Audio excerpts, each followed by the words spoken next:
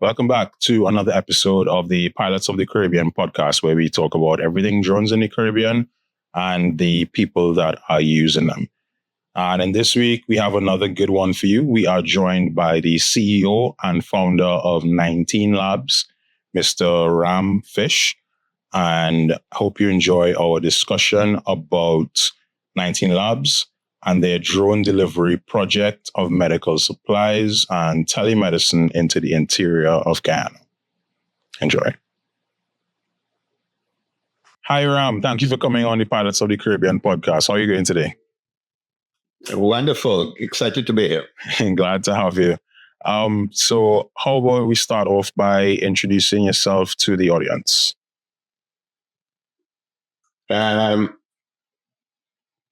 Then how do I start?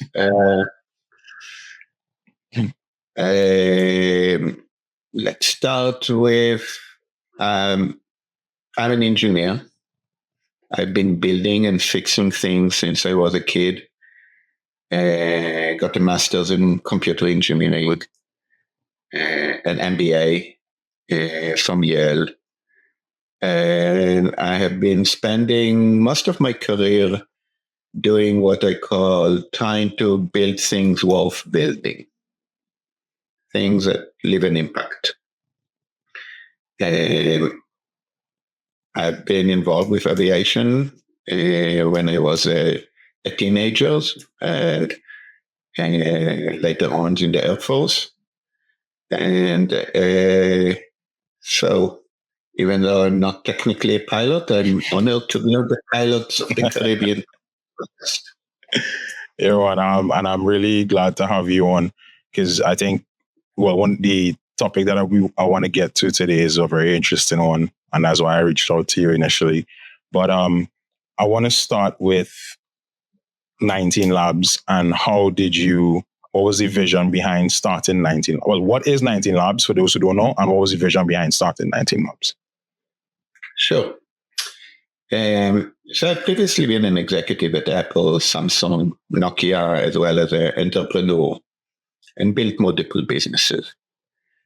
And in 2015, after my daughter got sick while I was in scuba diving in a remote village town in Mexico, she ended up being fine, but I realized there is an opportunity to bring a lot of the technology innovation in digital health, integrating them, making them easy to use, and changing the way healthcare is delivered in remote places.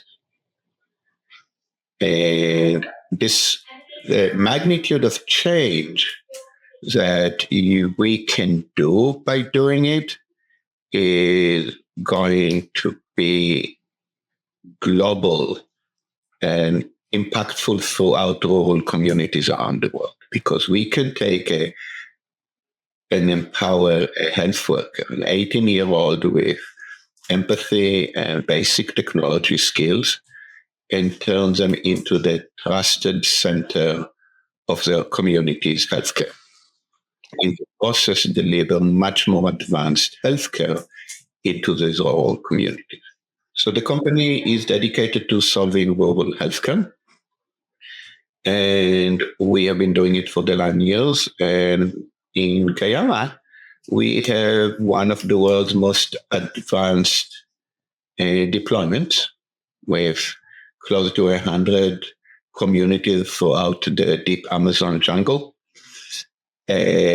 operating and providing daily services. And as we were doing it, we got into, it's not enough to do digital health and telemedicine. We also need physical. You need to bring back blood samples. You need to deliver snake antivenom. You need to deliver vaccines and medication. And that got us into drone medication deliveries. Okay. And is Guyana the first place where you're doing drone medication deliveries? Yes. Okay. And one of the questions we've been receiving is, drones and telemedicine seems to be a bit far away from each other. But if you answer what's a drone today, it's basically a set of computers with interconnected sensors configured to talk through different networking connections to different computers. The challenging ones today is the overall system architecture, the software, the configuration, the communication, the cybersecurity, more than necessarily aerodynamics. Right. And our part of the challenge is the operation, and how do you automate the operation in a safe, secure, and economical way. And guess what? What do we do in telemedicine? We solve technology system integration between our software and different digital health devices and back-end medical record systems. And then we get into the operation and working and making it happen efficiently. So they're actually, from our perspective, quite similar, especially considering that both me and my co-founder have a background in aviation. Okay. So break down that for me. So 19 Labs provides devices for and a telemedicine service. So we're talking about ultrasounds and other medical type services and devices, that kind of thing, right?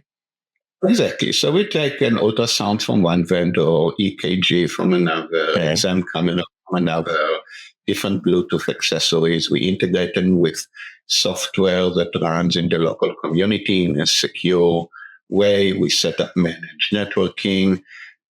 We control the local computers, the local tablets. We then set up the backend systems where the doctors need to connect. And then we go and help the government operate it. So we don't do the actual healthcare, but we train and help the government set up the SOPs, standard operating procedures, among how do you make an efficient rural healthcare system work. Right. And in the instance of Guyana, we're talking about communities in the Amazon type environment. So how are they now connecting? How are they in the interior connecting to doctors on the outside? Our tablet devices, software, Starlink connectivity, managed technology to basically use the network efficiently. Okay. Not enough just to put a Starlink. You need to verify you take the available Starlink bandwidth and manage it properly. Right. And then you need to let the doctors connect to it and operate the service and provide the healthcare and track all of this and monitor and analyze and understand how it's being used. And on a weekly basis, go and solve and improve it. And that's what we are doing. It's a public-private partnership with government where it's really working as an extension of the government to a very large extent. Okay. And this portion of it is already in process. This is taking place as we speak. What we've been doing for the last 2.5 years. Okay. And now we're integrating the drone delivery and movement of equipment around using the drone into it. Exactly. Okay. And has that part started as yet? That part is about to start in the next few months. Okay. Yeah. So what is the proposed process then for you get a call and you need to get, let's say, a blood sample, or you need to deliver, let's say, snake venom from the more populated areas into the interior? How does that work? What does that process look like? It will be done on a regional basis. Right. And so this is not going to be a purely hub and spoke working out of the capital, because that's not an efficient way of doing it. Right. So it's an electronic process where we augment the telemedicine with the ability to request drugs and notify about the availability of blood samples, and then working with different mini centers in the different regions that to operate and provide the physical goods needed in each remote community. Okay. But so from my understanding of it, Guyana has some pretty far indigenous communities. So the drone we're talking about is... Yeah, we're looking at drone traveling 150, 200, 100 kilometers, delivering the goods, and, doing it in Guyana, where, like many other countries in the Caribbean, weather is absolutely a concern, and needing to take weather into account. That's one of the important challenges. We have a saying that if it's hard, it's a problem worth solving. A lot of those problems that come up, we like weather, logistics, operations. That's what we are solving right now. Okay. And this drone that you'll be using is one that you developed yourself in-house? It's a combination. Like our overall philosophy is that what needs to happen is that we need to develop a solution that's cost effective for our customers. Okay. And that means we need to very much take the best technologies, and best includes a price component in it from different vendors, and think through very carefully how we integrate those, the engineering challenges, to solve and be able to deliver. And deliver is, again, under a cost constraint. That's not a typical Silicon Valley way of thinking. I spent the last 20 years in Silicon Valley, and in Silicon Valley, everybody thinks, how much money can I extract? And, to be sustainable long term, I'm going to invent everything from the wheel upward. So I'm basically what we call vertically integrating all the different technologies into the stack, regardless of the cost, because I'm going to... my customers are rich Americans who have lots of money to pay. In our case, we are looking at our customers as developing countries. So what we are trying to do is build a business along what we call the IKEA model, which is let's try to build a solution that is as low cost as possible, because our customer is developing countries with a very limited ability to pay. Yeah, budgets are always a major concern in areas like that. And that's a fundamental different approach, an approach that sadly I think not enough companies in the US are adopting. Right. I think it's an important perspective because it allows us to take amazing technologies from around the world, integrate them together, and bring them into those developing countries and create a solution that's very innovative and at the same time very cost effective and fits the specific needs of Caribbean nations. Okay. Understood. So let's get a little technical now. If you could, as much as you can say, what's some of the specifications of the drone that we're talking about? One is a family of drones together with one of our partners. Okay. Second, one of the key things is it's using satellite communication continuously, broadband satellite communication. So real-time video throughout the flight. Combine this with AI and automatic monitoring to increase reliability and safety. Because, you lose a drone, it has a huge impact on the economics of the service. Yeah. Plus automating a lot of the processes around the operating of the drones to verify that the procedures and the checklists are being followed. I don't have to tell you, one of the most amazing things about working in the Caribbean and the Caribbean culture is how it's kind of people are warm and at the moment and improvise.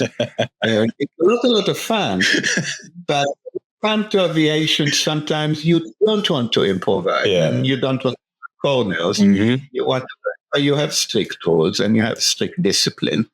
And that's some of the things we are adding from an electronic process perspective.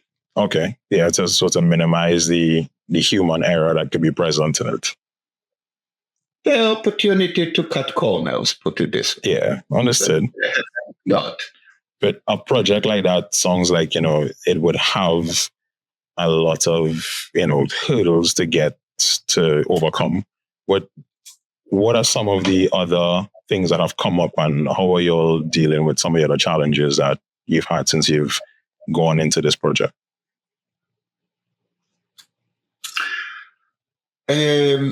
One of the principal engineering ideas that we have is something we call balance HI with AI, or balance AI with AI. And by that we mean that not everything should be approached with, I need to create a technology for it. A lot of things you can rely on locally trained people to do. And at the same time, as we train local people, you can use technology to balance and augment for common human mistakes, weaknesses. It's bringing technologies to create a good balance.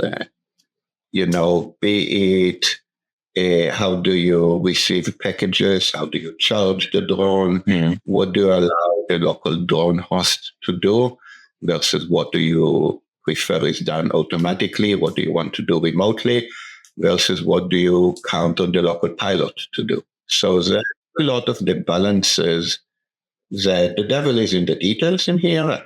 Obviously, I can't get into too much of it. Yeah, that's fine. But striking the right balance between technology. So unlike US companies, we will bring everything will be AI, everything will be technology automated, Mhm.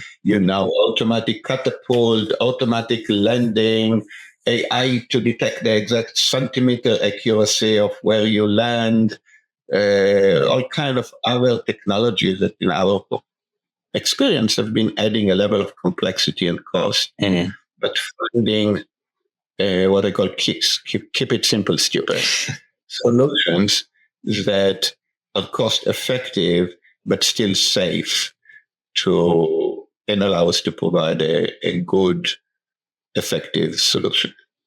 Okay. How many front on the drone, movement of equipment and stuff side of it? How many people are, like, how large is the team? How many people do you need in place to have us to provide a service like that in Guyana? It's for each region we are looking for a handful of people. Okay. There will be people in the regional operating center, and there will be a small an individual within each community. But yeah, it's not a very large number of people. In general, we are very big on the Amazon philosophy of good projects are based on a pizza-sized team. You need more than one pizza to feed your whole team, then the team is too big. So very small team. I like calling those commando teams. All right. Versus infantry. So selected people who absolutely have the right attitude. So when we hire people, and we are hiring people, so if you do think, as you listen to it, that you have what it takes, reach out. People who take initiative, who think big, who loves learning new things, who are smart, but know how to get things done. These are the kind of people we have on the team. Independent, but good team players, excellent communication skills, problem solvers, the excellence. Right. They see a problem, they learn about it, they dive deep, not just put a band-aid, but go into what we call the 5 whys and root cause and come up with solution. And if they can't solve themselves, they ask for help, they talk to other people, and they get shit done. Right. So that's very much the kind of team we are building, and I built in the last 9 years. Okay. That's cool. So, which, by the way, is not a typical culture, I think, never in many places in the US or many places in the Caribbean. It's a culture that's more common in certain Silicon Valley startups, not all, but especially in the early stages. And we are trying to bring it and adapt it because you can't just enforce Western culture. So we try to bring a middle ground of organization like this into the Caribbean. Yeah, because the attitude in the Caribbean and in the region is a lot different from what you would find in in North America's. The work ethic can be. But we also find we also find amazing local people and amazing local talent. What we are trying to do is realize, we don't do the best. We know what we know. We have our way of doing things. And together with the local people, we learn about how they do things and trying to find the right middle ground for the task ahead of us. Right. So I'm curious about this, right? So you are providing this service to the interior and to the indigenous people. And from my perspective, I can't see any because, we have this drone and we could get, to a certain range, 200 kilometers and that kind of thing. But has there been any pushback or any negative comments about, the use of the technology or the service that you're providing or anything like that?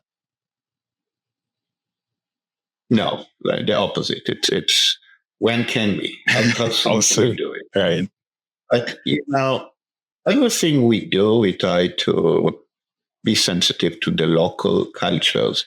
And, the local cultures also got to be very different if you go to Guyana hinterland between Whitewater or Yarakita or Gans Village, where it's more indigenous communities or immigrant communities versus if you are in Georgetown.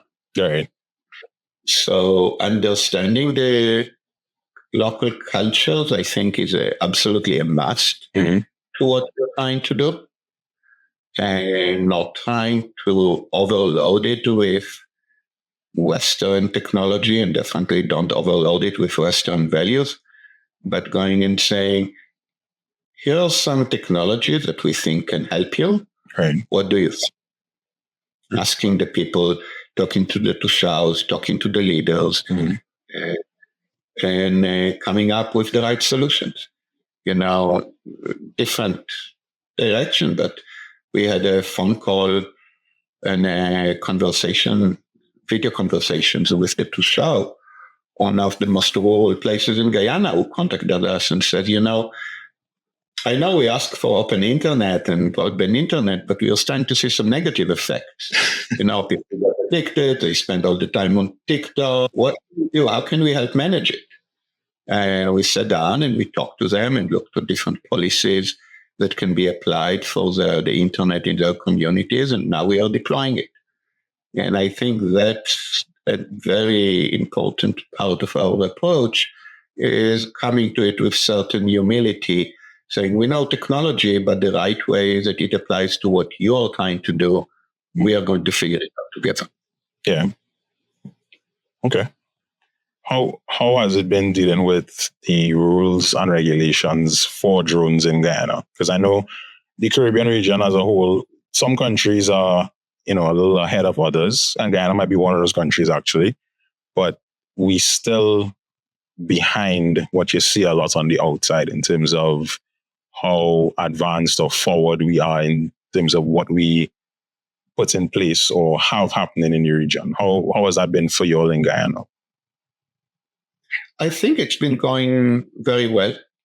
I think the civil aviation in Guyana has some very smart people, and they have a challenge, providing aviation in such conditions, weather-wise, in a dispersed country on such a huge area is not easy. But we are working closely with them, and just like we talked about how we work with the different local communities, it's a relationship. It's listening to them, understanding their constraints. As a Silicon Valley startup, won't surprise you, I want to do things faster. Yep. And the approach of any government and every civil administration is hold on. hold your horses, let's check, let's verify. But I think we have been able to build a good relationship with them because ultimately we share the same goals. They want to see drones operating in all places Right. because they understand the country needs it. Yeah. We want to do the same thing. What we need to solve is tactical balances as we develop together some of the processes to do it safely and reliably and cost effectively. Okay. So hopefully, things will get off the ground soon, and they'll be buying, and then we see. I'm confident they will. Nice. What is the long-term goal for 19 Labs and the drone delivery service look like? I believe there is a lot we can do to help rural places. Any help is the wrong word. To augment and open opportunities in those places and improve some elements of the life. Not everything needs to change. Mhm. But there are things that technologies that we can help provide to those communities. So there is drones, robotics, and connectivity. Once you have connectivity, there's so many things that open up. And when you augment this with drones, you augment it with telemedicine, augment it with the right balance between AI and AGI. There is a lot of opportunities to help improve the lives in remote places. Okay. Is there any other countries that you're targeting to launch a similar programming? Absolutely. Understood. All right, we'll see you when you get there. Let's say that I'm not spending much time at home right now. I'm mostly on the road visiting different customers. All right, no problem. So I have a question that I usually ask my guests. Well, I started asking my guests recently. So I want to put this out to you. What is one thing that you know now that you wish you knew when you got into the drone delivery business?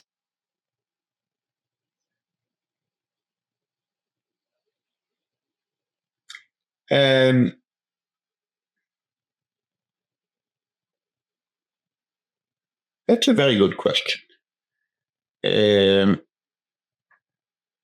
I would say I wish I knew more of the people behind it, the different players who build different parts, different segments, do different things. We learn fast as a company, and myself, we are eager to learn and build relationship with people.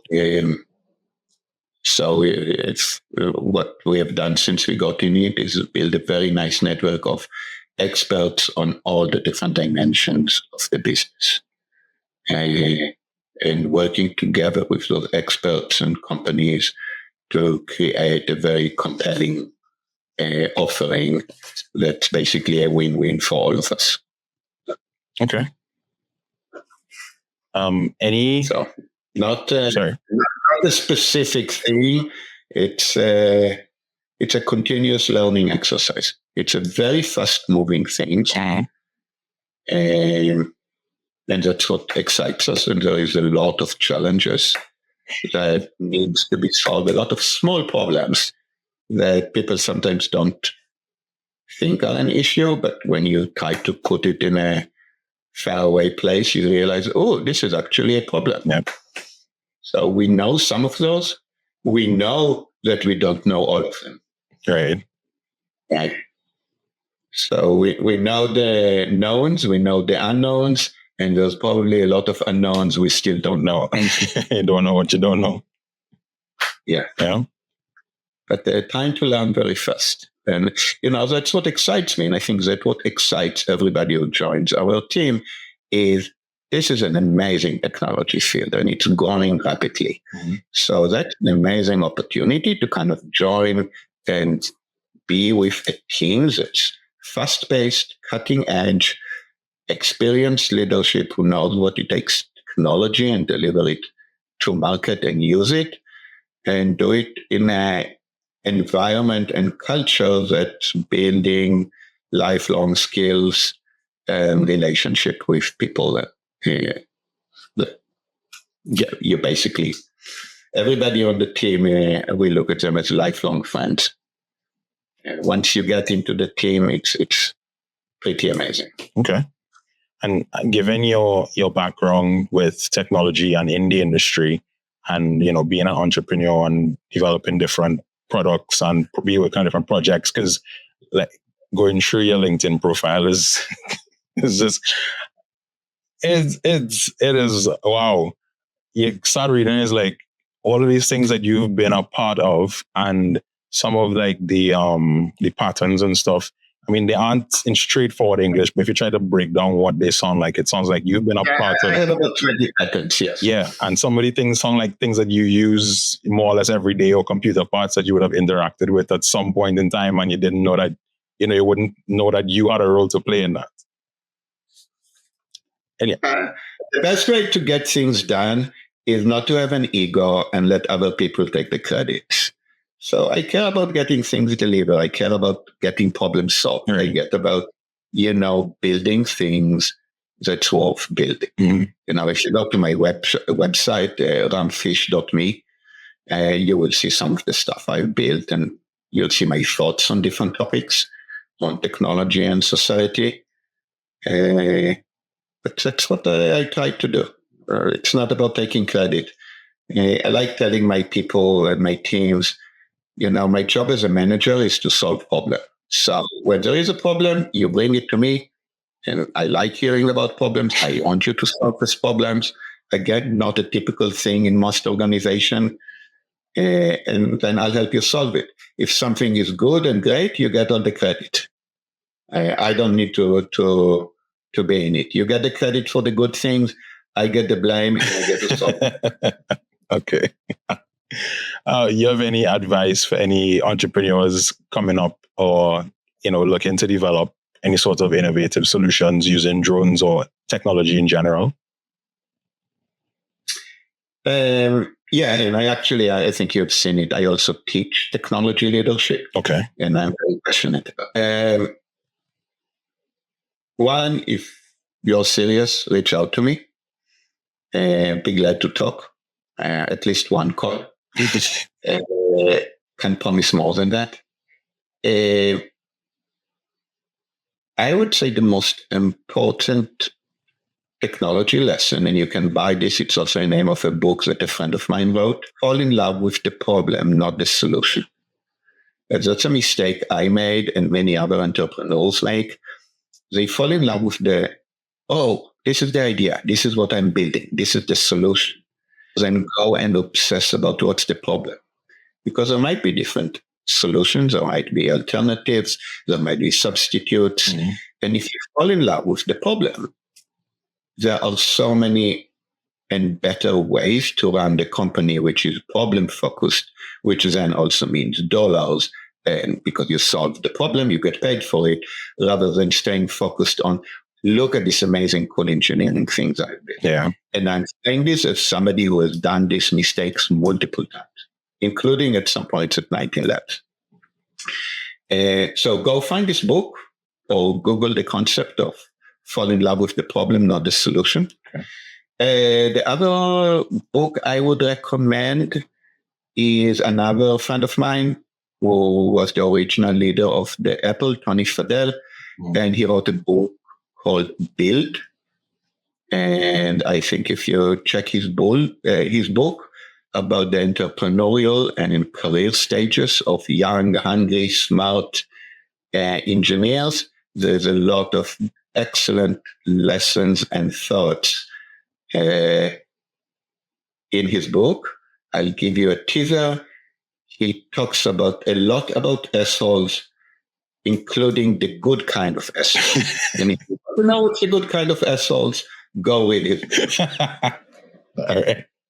Will do, and I'll leave a link for it in the description. That's fine. I'm not politically correct. I say things the way they are. If anybody gets offended, I apologize. But that's kind of that's the real world of how things get done. Yep. That's perfectly fine. No, I know you mentioned that you were looking for persons to possibly join your team in Guyana. Anything else that you want to put out before I let you go? No, pleasure being with you and looking to see you in the field when we fly. Yeah, me too. Oh, well, last thing before I let you go, where can people find you? Where could they find out more information about you? Where could they get onto you? Things like that. If I need to tell you this, they're the wrong people. Noted. I got you. You know my name, you can find it. All right. No problem. All right. Ram, thank you very much for joining me in this episode of the Pilots of the Caribbean podcast. It was a pleasure, and I hope to meet up with you in person soon. Okay, take care. Take care.